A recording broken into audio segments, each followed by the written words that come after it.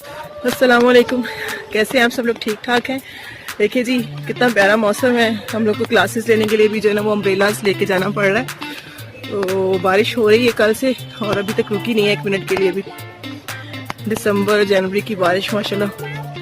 तो ठंड बहुत ज़्यादा है, लेकिन आपको पता है ड्यूटीज़ तो करनी ही करनी है।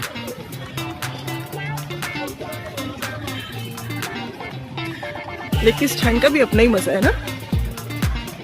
बहुत ज़्यादा गर्मी भी हमारी कौम से बर्दाश्त नहीं होती और बहुत ज़्यादा सर्दी जो ना ये भी नाकाबिले बर्दाश्त है। प्रॉब्लम ये है,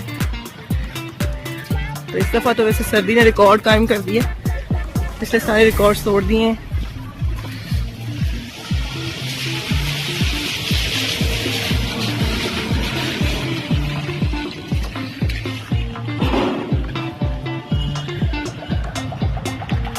I hope you people are also enjoying the winters. So I just want to say that I am also enjoying the weather. I just want to say you people happy weather, happy winters, and stay blessed with your families.